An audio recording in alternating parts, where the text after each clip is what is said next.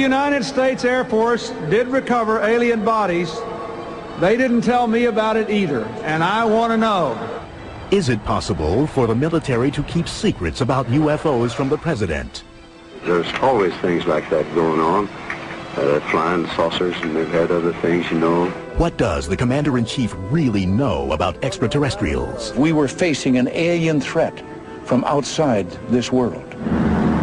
How many times has the United States defended itself from UFOs?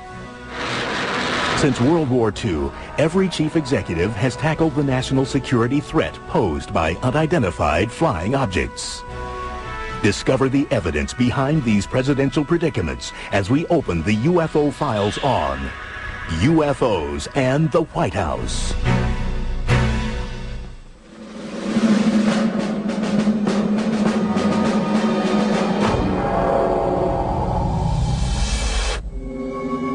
It's the early morning hours of February 25th, 1942, just 2 months after the attack on Pearl Harbor. All is quiet at the White House while President Franklin Delano Roosevelt sleeps. But 3,000 miles away, the west coast border of the United States is encroached by an enemy, an unidentified flying enemy. Chaos erupts with a blip on a radar screen.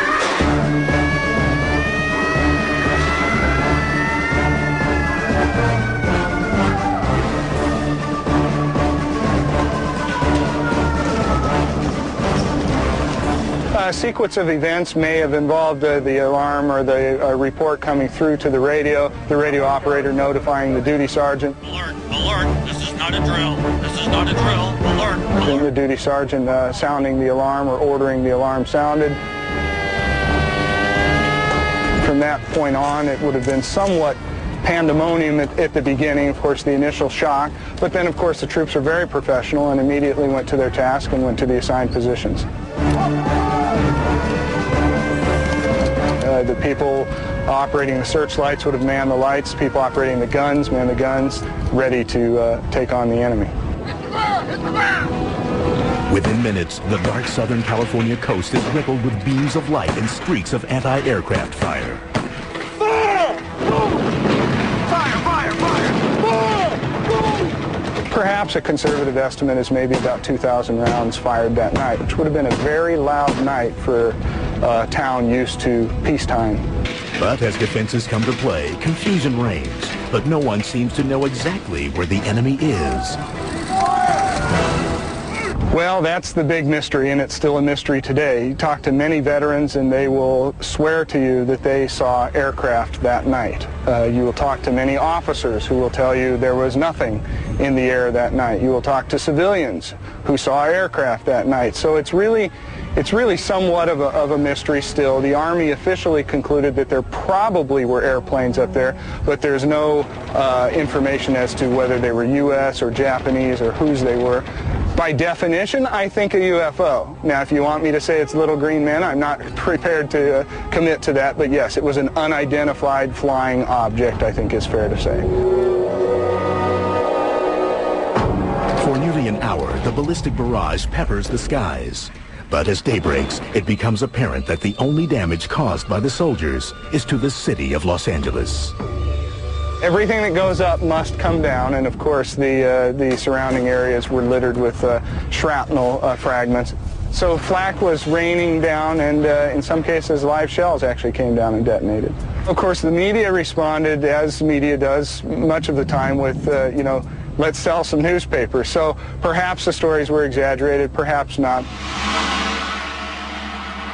In fact, one of the stories was going around about the LA thing was that the Japanese had submarines and that they were launching planes off of submarines, which makes absolutely no sense whatsoever. If you take eyewitness reports, they said it was hovering, not just going slow, it was hovering. They have the one photograph where this thing has all the lights focused on it and basically doesn't look like any type of plane that was available at that time. Accounts of citywide wreckage are explained to President Roosevelt in Washington.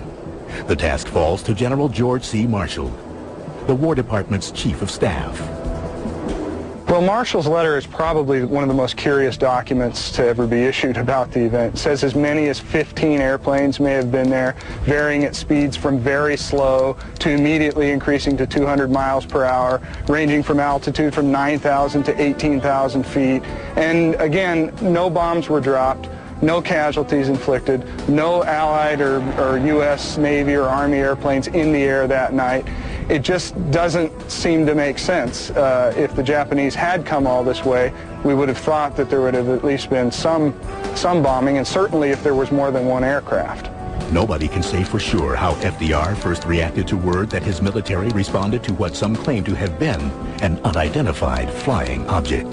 The only thing that came back from the president was a memo from him to Stimson, who was the Secretary of War. The president sent a curt message to Harry Stimson, demanding to know who was responsible for the air alarm systems in the United States, and if anyone other than authorized officials could have triggered them. How Stimson replied to FDR and how he explained the unidentified enemy remains a mystery.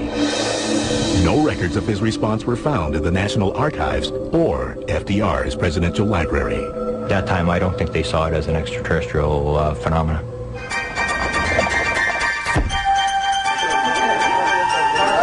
And I believe in 1942 it would have been a curiosity type item. The Axis powers will control the continents. I think President Roosevelt was so caught up with the war effort and his failing health that UFOs didn't rank high in his list of concerns.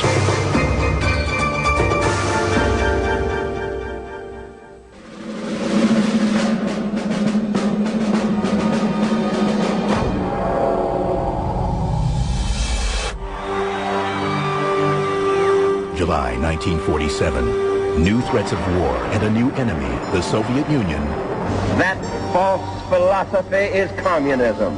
has Americans looking to the sky. Some say they see UFOs. President Harry S. Truman is informed of a possible incident in New Mexico. Suddenly Roswell occurs, they have a press leak, it started getting picked up all over the country. I see him as the first president to actually deal with the UFO issue in a public sense. And Truman was the man on the spot when this stuff hit big time. Truman is an absolute critical key in looking at the entire UFO phenomenon in the early years. We know that these presidents were being briefed orally, if nothing else, on the topic of flying saucers. Now, this is not something that you're going to read in Harry Truman's memoirs, and it's not something that you're going to read about in an academic treatment of the Truman administration, and yet we know absolutely that it happened. How do we know this? We know it from the man who gave Truman his briefings, and that was General Robert Landry, who was a colonel at the time in the Air Force. President Truman rewarded Landry, his personal pilot, for his exemplary service by appointing him as his Air Force aide on UFOs to consult with the CIA on the subject.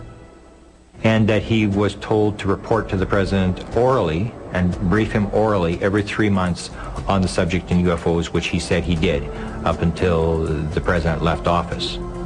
By my estimation, that could be as many as 18 briefings. Wouldn't you love to be a fly on the wall of some of those conversations? It's done orally. We don't want records. If you don't want it on the front page of the New York Times, don't put it in a file, that kind of idea.